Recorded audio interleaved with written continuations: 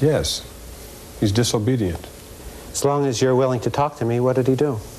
He picked up some bleach and opened it and poured it on the floor. It seems to me that you've really hurt your child. What? I punished my child for opening a can of bleach, a bottle of bleach in the store and pouring it on the floor. What's wrong with that? The kid at this point is biting your leg. That's right. He is a real terror. That's easy. I'd step on the kid. Let's talk about how hard we hit this kid. I mean, there's a major thing to be. Let's talk about. It's not enough to say I hit the kid or she hit the kid. How hard does it have to be for you to intervene? I think that it has to be that they're damaging this child. I mean, I grew up in a family where I was popped on my bottom in the act of doing it. My parents believed in swift and immediate justice without appeal. And I raised 2 kids by myself, and I took 2 children 1 year apart, 1 and 2 years old, to the grocery store all the time. And yeah, one is pouring the bleach and the other is chewing your leg or chewing the bleach. And a whomp across the bottom of a child is not the same thing as child abuse. And I think the rabbis put in a peculiar position here to judge it as if it were, because it is a judgment call of how hard it is. I'm assuming that wasn't just the general we're talking about. It's general is not what I had in mind. It's one that you heard and one that you responded to. If Rabbi Gutterman really believes that it wasn't just a slap across the bottom, but it was a blow, a beat up, then he's really got me confused. Then he's bought that the first response, if he really thinks this child was being abused and beaten up, is to ask the mother if she's in some distress. To be concerned is such a topsy-turvy world of social worker, psychology, psychiatry mentality that it shows where the moral bankruptcy is occurring. A child is being beaten. Where the hell are the values? You stranger stop the beating? Oh, if I take Rabbi Gutterman's assumption that this just isn't a whack across the tush, but is a fist in the jaw, you're damn right I will. What are you going to say? I'll say leave that child alone. Are you going to intervene? I probably am and have intervened in similar situations, but I'm going to acknowledge one other thing, which is my intervention may not be to the benefit of the kid, because when she gets the kid home, she may beat the kid more because, you know, it flows downhill, as they say. But unless this kid is black and blue, has bruises, and has had a long record at the hospital, there's a point at which you're not going to be able to protect this kid any further. Yes, and that's a very delicate situation. Well, what's the ethical decision we're making? Well, there is a moral dilemma here. I mean, that hasn't been articulated. We do respect family integrity. The family is still a structure of our society. We don't cast everything, or I hope to God we aren't going to continue the process of casting all moral and ethical issues into the legislature and into litigation. So there is a family which can go wrong, but up until now has been one of the social forces that has served us reasonably well in modern times. The other value that we have to be concerned about is family autonomy, if there is such a thing, or family. And we're just chipping away at it constantly now by bringing the courts, the legislatures into things that used to always be family problems. Justice Scalia? I think we all have, it seems to me, some special responsibility for the young in society, because they are helpless. With the young, we all have some special responsibility, which it seems to me may be declining recently. I remember when I was younger and was misbehaving myself on the bus or something, or putting my feet up on the seats, it would be common and taken as not at all amiss for an adult there to say, young man, take your feet down off the seat. That's not what buses are about. And it was sort of a joint responsibility, both to teach the young and to take care of the young. That's a general responsibility. But superimposed on that, there's a much more immediate responsibility of the family. And what we've been debating here, I think, is where does the more general responsibility have to yield and say, well, you know, I ought to stay out of it. And I think the point at which you get into it is when the law is being broken. Ms. Quinlan, I am a homeless person, and you see me on the streets. I come up to you and I ask you, can you spare a quarter? I usually buy you a tuna fish sandwich. Well, I don't want you to buy me a tuna fish sandwich. In fact, I'm allergic to tuna fish. I want a quarter. You give me a quarter? Probably. Okay. I also would like for you to assist me getting across the street. Could you do that for me? Sure.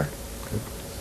And could you kind of help me up the block about 2 blocks? Sure. Okay. Actually, that's the apartment building where you live, right? Right. I am very tired and sweaty and worn out. Can I come up to your apartment and take a shower? No. Why not? Because that's the point at which I'm going to draw the privacy line for myself. I'll do everything I can to try to get you some sort of appropriate shelter, appropriate place to take a shower, but I'm not going to let you into my house. Why not? I don't know you well enough. I don't know you well enough. I don't know whether you're dangerous. I don't know whether you have a criminal record. I don't know whether you might hurt me. Well, you didn't know that when you gave me a quarter. Well, that's giving you a quarter doesn't put me at risk, and walking you down the street doesn't put me at risk. But well, why did you do it? Why did you give me a quarter? Because I thought that you probably needed it to buy something to eat or drink. Tell me exactly. I said, can you spare a quarter? And what are you saying to yourself when you reach in your purse and give me a quarter? I'm saying this man has no money. Anything else? He's probably hungry. Anything else? He probably needs a shower. He might buy booze. Is that important? It's one of those ideas I'm not crazy about, which is why I was going to buy you the tuna fish sandwich. I'm allergic to tuna fish, but I have an interest. Not ham. I have an. Sorry, Rabbi.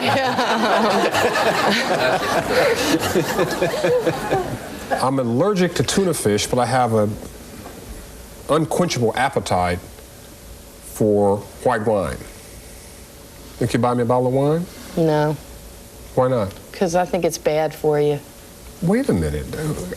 I'm asking you to buy me a bottle of wine. Are you going to make a judgment of what's good and what's bad for me? Mm-hmm. Because I'm paying.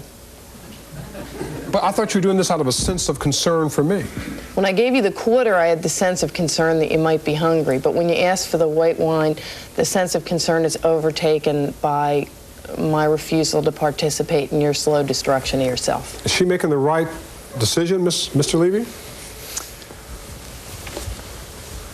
I think for her values, that's a perfectly appropriate decision. I think each person has to wrestle with the idea of how one gives to another person who is in need. I would give the person money. I wouldn't necessarily ask what it's for. If you said to me you're going to use it for wine, I would feel sorry, and probably the next time I saw you, I wouldn't give money to you, but I'd give it to the next homeless person on the street. But it's very difficult to impose one's own sense of morality on others. But you are, in some sense, imposing your values on me and determining whether you'll give me money by deciding how I'm going to use it. What I meant is that so many people ask me for money on the street in New York that I have a dilemma in who to give money to. I'm shivering because I need a drink. And you can help me more than any other way by giving me $1 to get a drink. Are you going to give it to me? I never give more than 50 cents. Will you give me 50 cents to get a drink? Yes, this time. Reverend Shriver, give me 50 cents to get a drink? Not if I know that's how you'll use it. I see, again, the tip of that iceberg of a growing major problem in this society, and I go home and mourn for the fact that we have the richest country in the world which doesn't have apparently enough resources to put a roof over the head of growing numbers of people in our midst. Rabbi Kuderman, would you give me $1? No, not if that was what you asked for, $1 for a drink. I would. Can you tell me why? Because the man needs a drink. He also needs a home. And I would also give money to defeat the policies of the government that want to use our money for defense weapons instead of finding homes for these people. It's not up to me to judge how the man is going to spend the money any more than it is up to me to judge how the man got there. The man's in need. I can give him money. Maybe I can't take him home, but I can give him money. I mean, if you're talking about giving to someone on the street, you're talking about a fairly general blind charity to begin with.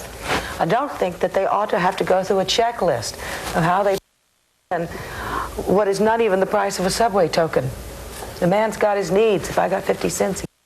Dr. Coop, would you give me $1? For a drink?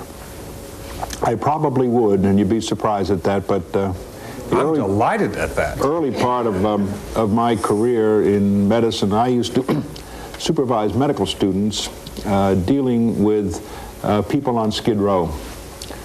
And I found that it was practically impossible to turn them from whatever their bent was.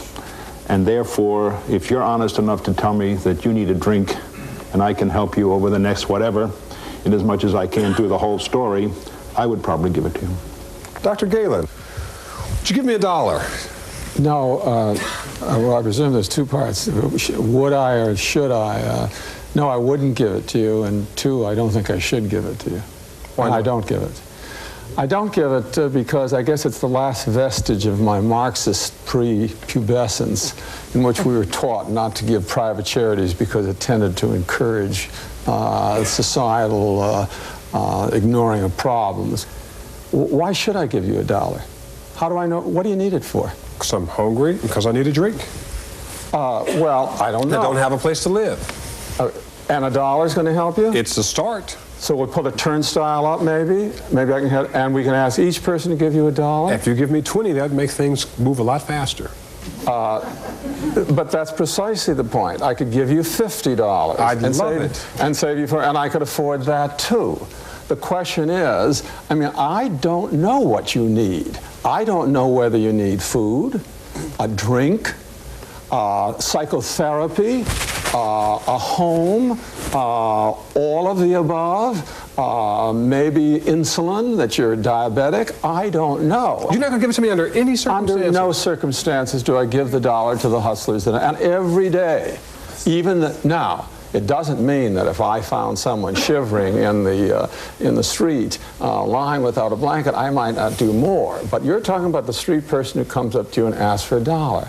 I don't know what is served except a cheap service to my conscience. I got another code which says to me that if someone asks, you give.